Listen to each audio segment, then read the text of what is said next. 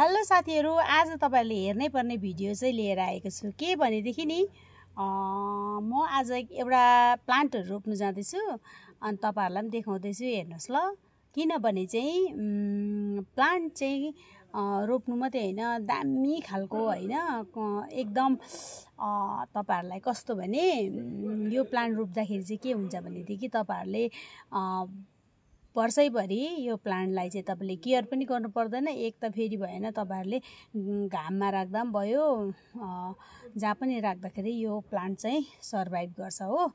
अन्त तपाईलाई एउटा इम्पोर्टेन्ट मेरो नयाँ कुरा देखाइहाल्छु ल। वाउ, यहाँ हेर्नुस् त, मैले बनाएको यहाँ हेर्नु न, यी ह्यान्डमेड पट सानो हो, यत्रो छ ह्यान्डमेड पट। यहाँ भित्र चाहिँ यो रोपेको छु। यो चाहिँ यस्तो दामी भएको छ हो, मजाको भएको छ। यो उयो हो, सेन्टर टेबलमा सजाउनु राम्रो हुन्छ क्या। यसरी बनाएको छु, दामी। अन्त एउटा अर्को पनि चिज देखाउँछु ल म तपाईहरुलाई। त्यो बस्दै गर्नुहोस् है, तपाईहरु हेर्नुहोस् है, मैले प्लान्ट के रोप्दैछु त्यो चाहिँ एकदम तपाईहरुलाई देखाउनै पर्ने भिडियो है। हेर्नै पर्ने भिडियो, देखाउनु हैन, हेर्नै पर्ने भिडियो।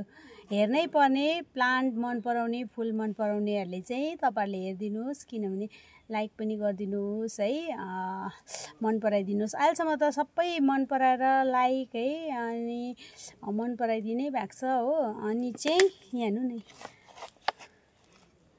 मैले यो चाहिँ अस्ति के अरे, यो चाहिँ बोनसाई गरेको, मैले बोनसाई ट्री बनाएको। कस्तो दामी भएछ भने नि, मलाई नै कस्तो खुसी लाग्यो मैले बनाएको। यहाँ हेर्नु न,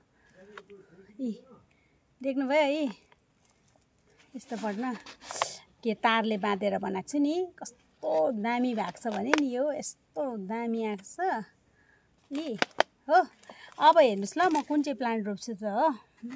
यो चाहिँ तर तपाईहरुलाई भोलि चाहिँ मजाले पलाएपछि चाहिँ देखाउँछु ल। यति दामी भएको छ नि यो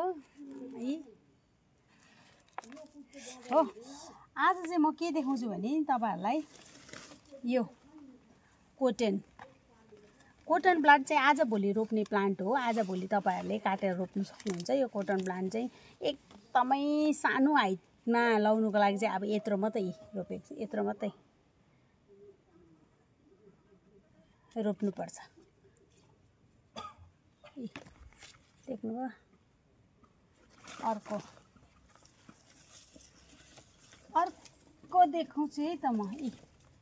देख्नुभयो, यो अर्को पनि देखाउँछु है त, हेर्नुहोस् है।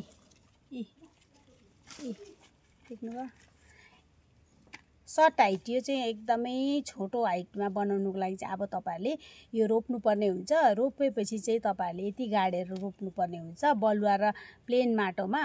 अनि चाहिँ औ गड, यहाँ हेर्नु न, यो के हो अबै गड, मलाई पनि पुरा डर लाग्छ यस्तो कुरोदेखि चाहिँ। बर्खामा चाहिँ यही पिरो देख्नुभयो, यस्तो हुन्छ हो। यसलाई चाहिँ नि यत्रो हाइटमा चाहिँ अब रोप्नुपर्छ कि। त्यहाँदेखि चाहिँ तपाईहरुले जब सर्छ नि, सरेपछि टुप्पी चट्टै काट्दिनुस्। यसको टुप्पी चट्टै काट्दिनु।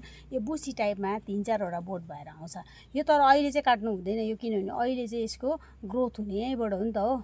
अनि त्यसले गर्दाखेरि चाहिँ काट्नु हुँदैन आज भोलि चाहिँ। यसलाई चाहिँ तपाईहरुले, मैले अगाडिकोमा पनि देखाइसकेको छु, बुस टाइपको 3-4टा एउटै प्लान्टमा सानो सानो हाइटमा मेरो उयोमा छ। कतिवटा चाहिँ चलाइसके हैन, लगिसक्यो, कतिवटा चाहिँ छ हैन। त्यो चाहिँ एकै समान हाइटको चाहिँ एकदम दामी हुन्छ घर सजाउनु क्या।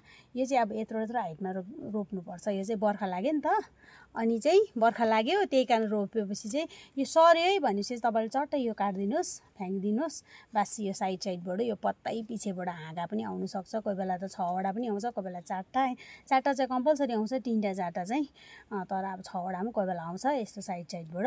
त्यही कारण तपाईले मल दिनु पर्यो। अहिले चाहिँ मैले सानो पट, देख्नुभयो, यो सानो पट छ, यत्रो मात्रै पर्छ। यो पटमा चाहिँ बलुवा र माटो मात्रै मिक्स गरेको छु। एकदम टाइट हाल्नुपर्छ, यो चाहिँ टाइट हाल्नुपर्छ। अन्त यस्तो अब यो तपाईहरुले चाहिँ यसरी पत्ताहरु सबै चुटाउनु पर्यो है, यसरी चुटाउनु पर्यो। यसलाई लोड हुन्छ नि त, पत्ता चुटाएर चाहिँ यसलाई चाहिँ रोप्नुपर्छ। अब यो पनि तपाईहरुले यस्तो काट्नुपर्छ हैन, यसरी यो काट्दिनुपर्छ हो। त्यहाँदेखि चाहिँ रोप्नुपर्छ।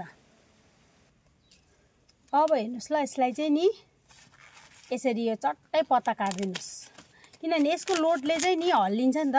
यसरी पत्ता काटिदिनुपर्छ, यसरी एउटा एउटा के काटिबस्नु होइन, म त यही स्टाइलले काटिदिन्छु, तपाईँहरूले यसरी काटिदिनुहोस्। अलिक छोटो पारेको यो चाहिँ बेसी लामो भयो नि त हो, यसरी काटिदिनुहोस्। अब चाहिँ यसलाई चाहिँ हिजो मैले काटेको यो चाहिँ पानीमा भिजाइराखेको थिएँ, रातभरि पानीमा भिजाउनुपर्छ नि त यो। अन्त चाहिँ अब यसलाई चाहिँ यसरी यो भयो रुडेक्स है, रुड निकाल्ने होइन। अनि चाहिँ तपाईँहरूले चाहिँ यसलाई चाहिँ यसरी मात्रामा यसलाई भयो, यो डन्ठा मेरो बाँस पनि कहाँ परेछ हौ। अब यसले चाहिँ एउटालाई चाहिँ यसरी यहाँलाई यसरी एउटा सिङ्काको सहायताले यसरी दुलो पार्नुहोस्। अनि यसरी लगाएर चाहिँ यसलाई चाहिँ मजाले प्रेस दिनु पऱ्यो। यसलाई चाहिँ मजाले प्रेस, लड्नु भएन, हल्लिनु भएन हो। अन्त मजाले प्रेस दिनुहोस्। त्यहाँदेखि चाहिँ एउटा सिङ्का काटिदिनुहोस्, यसलाई सपोर्टर सिङ्का काटिदिनुहोस्। अन्त यसरी राखिदिनुहोस् नहल्लिनु। त्यहाँदेखि जब जाग्छ, जब जागेपछि टुप्पी चाहिँ चट्टै काटिदिनुपर्छ यसको। अन्त चाहिँ तपाईँहरूले यसलाई मजाले जमाउनु। यो चाहिँ तपाईँहरूको फुल नहुँदाखेरि पनि राम्रो देखिन्छ। अनि यो चाहिँ यस्तो दामी प्लान्ट छ, हेर्नु ल, बजेको सुन्नु है, प्लास्टिक देख्नुभयो प्लास्टिक।